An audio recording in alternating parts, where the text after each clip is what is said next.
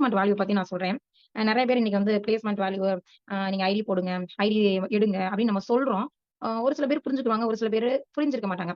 So placement வேல்யூனா என்ன, பிளேஸ்மெண்ட்னா என்ன அப்படின்னு என்னோட எக்ஸ்பீரியன்ஸ், என்னோட 4 வருஷம் எக்ஸ்பீரியன்ஸ் தான் நான் உங்களுக்கு சொல்றேன். சோ நான் உள்ள ஸ்டார்ட் பண்ணும்போது சொல்லியிருப்பாங்களே, உங்களுக்கு சொன்ன மாதிரி எனக்கு சொன்னாங்க, இந்த மாதிரி பிளேஸ்மெண்ட் வேல்யூ இருக்கு, நீங்க உங்களோட ரிலேஷன் யாவது, ஃப்ரெண்ட்ஸ் யாவது ஐடி போட வைங்க அப்படிங்கிறது. ஃபர்ஸ்ட் வந்து பிளேஸ்மெண்ட் வேல்யூல 2 விஷயம் இருக்கு. ஒண்ணு என்ன அப்படின்னா, அவங்க சொன்னோனே நம்மள நம்பி ஐடி போட்டுட்டாங்க அப்படின்னா, நமக்கு அந்த இடத்துல இன்கம் வரும். அந்த ப்ரூஃப் காமிச்சு நம்ம வளர முடியும். ஓகேங்களா? 2வது விஷயம், அந்த போட்ட நபருக்கு நம்மளுடைய 50% வேலை நம்ம பார்த்து வச்சுருவோம். இதுதான் இந்த 2 விஷயத்துக்காண்டி தான் பிளேஸ்மெண்ட் வேல்யூ சொல்லி நீங்க ஐடி எடுங்கன்னு நம்ம லீடர் சொல்றாங்க.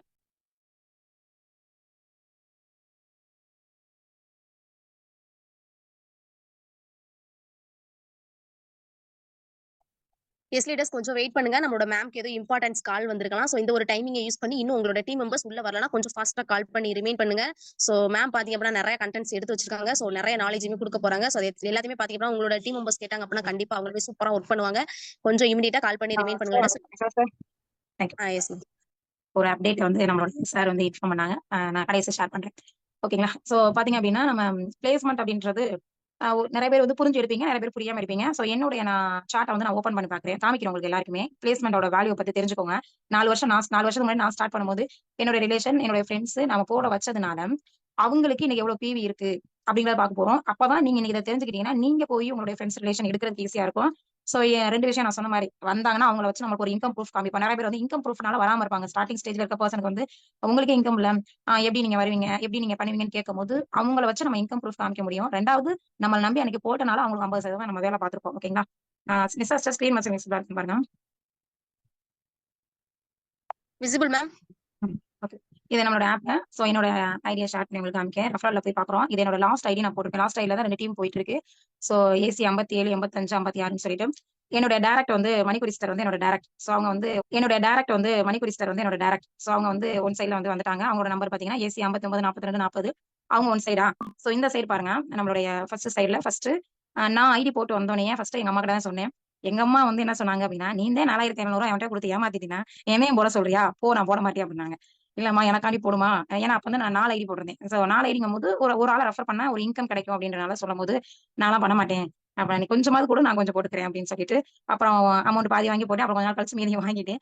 சோ பாத்தீங்க அப்படின்னா அன்னைக்கு எங்க அம்மா ஏதோ கேக்குறா என்னமோ பண்ணட்டும் அப்படின்னு சொல்லிட்டு கொடுத்தாங்க. சோ பாத்தீங்க அப்படின்னா என்னோட ஃபர்ஸ்ட் ஐடியா இந்த சைடு வந்து நம்மளுக்கு டீம் போகுது. அவங்க அன்னைக்கு போட்டனால எவ்வளவு பிவி இருக்கு அப்படின்றத நான் உங்களுக்கு காமிக்கிறேன். சோ பாத்தீங்கன்னா தெரியும். இந்த இது வரைக்கும் ஸ்டில் வந்து எவ்வளவு சம்பாதிக்கலாம் அப்படின்னா 24 லட்சம் ரூபாய்க்கு மேல அவங்க சம்பாதிக்கலாம். எவ்வளவு பிவி இருக்கு அப்படின்னு பாத்தீங்கன்னா 2,43,880 ரூபா ஒன் சைடு இருக்குது. அன்னைக்கு வந்து யோசிக்கல, என் தம்பி எடுத்து பண்ணுவான் செய்வான்னு யோசிக்கல, எனக்காண்டி போட்டாங்க. இன்னைக்கு நான் என் அம்மாவோட ஃபேமிலிக்கு வந்து 50% வேலை பார்த்து வச்சிருக்கேன். இப்ப இங்க வந்து என் தம்பி எடுத்து பண்ணா அவனுக்கு வந்து வர வர இன்கம் அப்படின்றது. ஓகேங்களா? இது ஃபர்ஸ்ட். 2வது பாத்தீங்க அப்படின்னா பௌசி அப்படின்றவங்க எங்க சித்தி. எங்க சித்தி வந்தாங்க 2வதா. அவங்களுக்கு பாத்தீங்கன்னா கிட்டத்தட்ட அதே சேம் தான். 24,200 சாரி 2,42,440 ரூபாய், கிட்டத்தட்ட 24 லட்சம் ரூபாய் சம்பாதிக்கலாம். இப்ப எங்க சித்தி எடுத்து பண்ணிட்டு இருக்காங்க. இவ்வளவு நாள் பண்ணல, 4 வருஷம் கழிச்சு இன்னைக்கு பிசினஸ் ஏதோ ஒரு விஷயம் அக்கா பொண்ணு சொன்னாங்க, இன்னைக்கு பண்ணிட்டு இருக்காங்க, ஜெயிச்சு வந்துட்டாங்க. சரி நம்மளும் எடுத்து பண்ணுவோம், நம்மளுக்கு பிள்ளைங்க இருக்காங்க, அவங்க பாத்துக்கிறான்னு சொல்லி இன்னைக்கு எடுத்து பண்ணிட்டு இருக்காங்க. இது எதுக்காண்டி சொல்றேன் அப்படின்னா பிளேஸ்மெண்ட் வேல்யூ. இன்னைக்கு நீங்க அதை பத்தி தெரிஞ்சுக்கோங்க அப்படின்றதுக்காண்டி. ஓகேங்களா? சோ அடுத்து பாத்தீங்க அப்படின்னா இன்னொருத்தவங்க அடுத்து பாத்தீங்கன்னா இன்னொரு சித்தி பீமான்னு சொல்லி உள்ள இருப்பாங்க. அவங்களுக்கு பாத்தீங்கன்னா 24 லட்சம் ரூபாய்க்கு மேல இருக்குது. ஒன் சைடு வாரம் வாரம் பாத்தீங்கன்னா அவங்க எதுவுமே பண்றாங்க பண்ணலையோ 1000 ரூபாய் 2000 ரூபாய் வந்துடும். ஏன்னா இவங்களுக்கு கீழே தான் என்னுடைய சிஇடி தோரா சிஸ்டர் இருக்கிறது. சோ தோரா சிஸ்டர் அவங்களுக்கு கீழே என்னோட ஹோல் பவர் டீமே தோரா சிஸ்டர் தான் இருக்காங்க. சோ வாரம் வாரம் அவங்களுக்கு எவ்வளவு டீம் எவ்வளவு பிவி வருதோ அது எல்லாமே இவங்களுக்கு அது வரும். ஓகேங்களா? அதுக்கு கீழே இருக்க எல்லாருக்குமே. சோ பாத்தீங்க அப்படின்னா ரிலேஷன் ஒவ்வொரு இதெல்லாம் காமிக்கிறேன். இது நிலபர் சவிதான்னு சொல்லிட்டு மாமா பொண்ணு அன்னைக்கு போட்டாங்க. அவங்களுக்கும் பாத்தீங்கன்னா சேம் அதே பிவி தான். 24 லட்சம் ரூபாய் சம்பாதிக்கிற அளவுக்கு இருக்குது. சோ அதுக்கப்புறம் பைரோஜான்னு சொல்லிட்டு எங்க மாமி, அவங்களுடைய ஐடி காமிக்கிறேன். 24 லட்சம் இருக்குது அவங்களுக்கும். சோ அடுத்து பாத்தீங்க அப்படின்னா நாகூரம்மாள் அப்படின்னு ஒருத்தவங்க இருக்காங்க, அவங்களுக்கும் இதே சேம் தான். சோ அடுத்து பாத்தீங்கன்னா சிக்கந்தர்னு சொல்லிட்டு எங்க மாமி, அவங்களுக்கும் பாத்தீங்க அப்படின்னா 24 லட்சம் ரூபாய் இருக்கு. அதுக்கடுத்து பாத்தீங்க அப்படின்னா புவனா சத்யா அப்படின்னு வருவாங்க. இவங்க வந்து புவனான்னு வர்றவங்க என் ஃப்ரெண்டு. சோ இவங்களுக்கு தான் நம்ம துவாரா சிஸ்டர். புவனா சிஸ்டருடைய ஸ்கூல் மட்டும் தான் நம்ம துவாரா சிஸ்டர் இந்த லைன்ல கடைசியா வராங்களா, துவாரா இந்த இடத்துல வராங்க பாருங்க. சோ துவாரா சிஸ்டர் இப்ப இந்த இடத்துல ஒர்க் பண்றதுதான் என்னுடைய ஃபேமிலிக்கு டோட்டலா பிவி சேர்றது. ஓகேங்களா? சோ இதுதான் பிளேஸ்மென்ட் வேல்யூ. இந்த பக்கம் ஒன் சைடு அன்னைக்கு நான் என்னோட சித்தியோ, எங்க அம்மாவோ சொன்னாங்க. "நீ என்ன எங்கள வந்து ஒரு பக்கமாவே போட்டு போற? ஏன் 2 பக்கம் போட்டா எங்களுக்கு இன்கம் வராதா?" அப்படின்னு என் கூட அன்னைக்கே சண்டை போட்டாங்க. "ஏன் எனக்கு நீ ஒரு சைடு மட்டும் போட்டு குடுத்துருக்க, இன்னொரு சைடு போட்டு குடுத்தீன்னா, எனக்கு இன்கம் வந்திருக்கும்ல. நான் வந்து அடுத்து நான் வந்து ஏதாவது பண்ணியிருந்திருப்பேன்ல. எங்களுக்கு வந்திருக்கும்." அப்ப நான் சொன்ன விஷயம் என்னன்னா, "நான் 2 சைடும் போட்டு குடுத்தேன்னா, ரூ. 600 மட்டும் தான் உங்களுக்கு வரும். நீங்க இந்த பிசினஸ் பண்றீங்களோ, பண்ணலையோ, ஃபியூச்சர்ல பண்ணுங்கன்னு" சொல்லி ஒருத்தருக்கு கீழ, ஒருத்தருக்கு கீழ, அம்மா கீழ, சித்தி சித்தி கீழ, சித்தி பொண்ணு, இன்னொரு சித்தி மாமி, இந்த மாரி தான் நான் போட்டேனே தவிர்த்து, போட்டுட்டு கீழ வந்து என்னோட ஃப்ரெண்ட் வந்தாங்க. ஃப்ரெண்டுக்கு கீழ பார்த்தீங்க அப்டின்னா, டோட்டலா துவாராசிரம் வந்தாங்க. இன்னைக்கு ஹோல் டீமுமே அவங்களுக்கு கீழ தான் இருக்குது. சோ பிளான் பண்ணிக்கோங்க. அந்த மாரி வந்து பிளான் பண்ணி பண்ணுங்க. சோ இன்னொரு சைடு வந்து டைரக்ட்டா மணிப்பூரி சிஸ்டர் வந்தனால அவங்களுக்கு நான் சப்போர்ட் மட்டும் தான் பண்ணி குடுத்து, அவங்க கொண்டு போனாங்க சூப்பரா டீமா. பெரிய லெவல்ல நான் இண்டிவிஜுவலா நெறைய நெறைய ஐடியாஸ் எடுத்ததில்ல. இதுதான் என்னோட இண்டிவிஜுவல் ஐடியாஸே. பட் அன்னோனுக்கு எப்ப ஃபோக்கஸ் பண்ணுவேன் அப்டின்னா, அன்னோனுக்கு ஃபோக்கஸ் பண்ணுங்கன்னு சொல்றாங்கல்ல. அப்ப பார்த்தீங்க அப்டின்னா, அன்னோனுக்கு வந்து இந்த டீம் டவுனா இருக்கும்போது, நான் எங்கேயோ ஒரு இடத்துல உழைப்ப குடுக்கணும்ங்கறக்காண்டி ஒரு கிட்டத்தட்ட ஒரு 500 பேர்ட்ட பேசின ஒரு எக்ஸ்பீரியன்ஸ் எனக்கு இருக்குது. பட் நான் இண்டிவிஜுவலா நெறைய பேர் எடுத்தேனா அப்படின்னா, கண்டிப்பா இல்ல.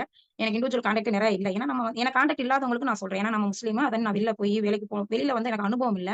எனக்கு வந்து காலேஜ் செகண்ட் இயர்ல மேரேஜ் ஆயிருச்சு. சோ அதுக்கப்புறம் இங்க எங்க ஊருக்கு வந்துட்டேன். அழகோட்டைக்கு வந்துட்டேன். இங்க வந்து எனக்கு பெரிய லெவல்ல வெளி உலகமோ, எக்ஸ்பீரியன்ஸ் எதுவுமே இருக்காது. இப்ப கிட்டத்தட்ட ஒரு 4, 5 வருஷம் தான் நான் வந்து இவ்வளவு தூரம் நம்ம பழகுறது, பேசுறப்ப கான்டாக்ட் என்கிட்ட இல்ல. இன்ன வரைக்குமே என்னுடைய ஸ்டேட்டஸ் வந்து ஒரு 200 பேர் பார்க்கிறதே பெரிய விஷயமா இருக்கும். நீங்க நெறைய பேருக்கு ஸ்டேட்டஸே 800, 900 பேர் வச்சு பார்க்குறாங்கன்னு சொல்லுவீங்க. பட் எனக்கு கான்டாக்ட் இல்லாதனால என்னோட ரிலேஷன் எல்லாம் ஒரு சைடு போட்டு, நான் என்னுடைய உழைப்ப குடுத்துக்கிட்டே இருந்தேன். என் ஃப்ரெண்ட் வந்தாங்க. என் ஃப்ரெண்டு கீழ நம்ம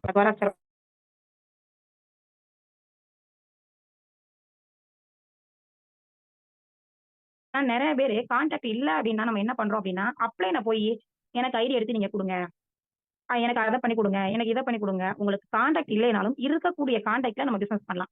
இப்ப மணிக்கொடி சிஸ்டர் இருக்காங்களாம். அவங்களோட 100 பேரோட கான்டாக்ட்ட என்னோட கான்டாக்ட்டா நான் நெனச்சு பண்ணுனேன் அன்னைக்கு. இன்னைக்கு நெறைய பேர் என்ன பண்றீங்க? உள்ள வந்துட்டு எனக்கு கான்டாக்ட் இல்ல. நீங்க யாராவது பேசி எனக்கு எடுத்து குடுங்க. என்னுடைய டீம் இன்ன வரைக்கும் ஒருத்தருக்கு கூட நான் ஒரு ஐடி சப்போர்ட் பண்ணதே இல்ல. அதனால தான் நானும் வளர்ந்தேன். என் டீமும் வளர்ந்துருச்சு. என்னோட அப்ளைனும் எனக்கு பண்ணி குடுத்ததில்ல. நீங்க நம்ம சரண் சார் இருக்காங்க அப்டின்னா, எனக்கு நெறைய சப்போர்ட் பண்ணாங்க. டே 1ல நான் எப்படி பேசணும்? என்ன செய்யணும்? ஏன்னா நான் 0.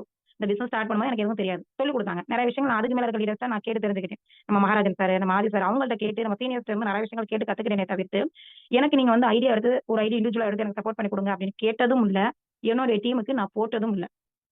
ரிலேஷன் கூட போடல. ஒன் சைடு தான் போகும். இன்னொரு சைடு போடுங்கன்னு கேட்பாங்க. அப்ப கூட சொல்லுவேன். உங்களுடைய உழைப்பு வேணும் அந்த இடத்துல. நான் போட்டு குடுத்து அந்த டீம யார் கொண்டு போவா? நீங்க வந்து கத்துக்கிட்டு, இங்க போட்டு நீங்க இன்கம் எடுத்துக்கோங்க.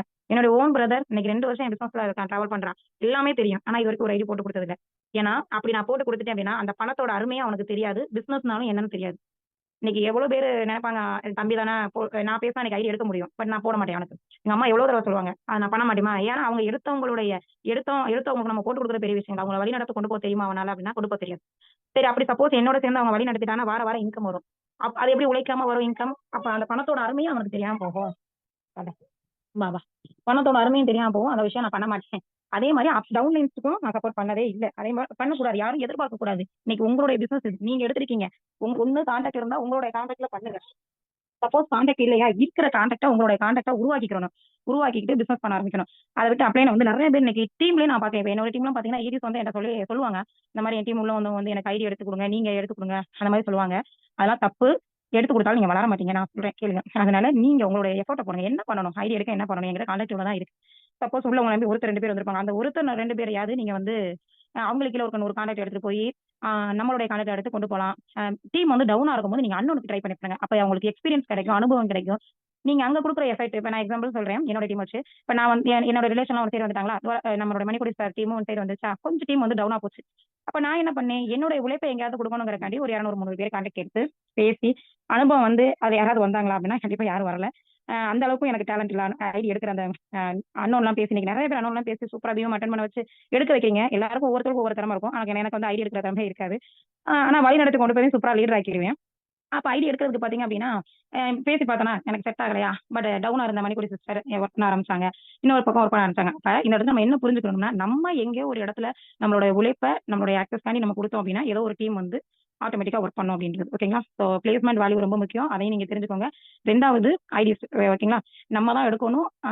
டீம் அப்ளைன்ட்டயும் கேட்கக்கூடாது, டவுன்லைன்ட்டயும் கேட்கக்கூடாது. எப்படி மேக் பண்ணணும்? எப்படின்னு ஐடி எடுக்கணும்? அதுக்கு என்ன பண்ணணும்? கான்டாக்ட் இல்லையா? கான்டாக்ட் மேக் பண்ண என்ன பண்ணணும்? எப்படி பேசணும்? அப்டின்றத கேட்டு தெரிஞ்சுக்கிட்டு சூப்பரா பண்ணுங்க. இன்னைக்கு ஃப்ரைடே. ஸோ நம்மளுடைய இன்கம் எடுத்தவருடைய ஷேரிங்க நம்ம கேட்போம். ஓகேங்களா? ஸோ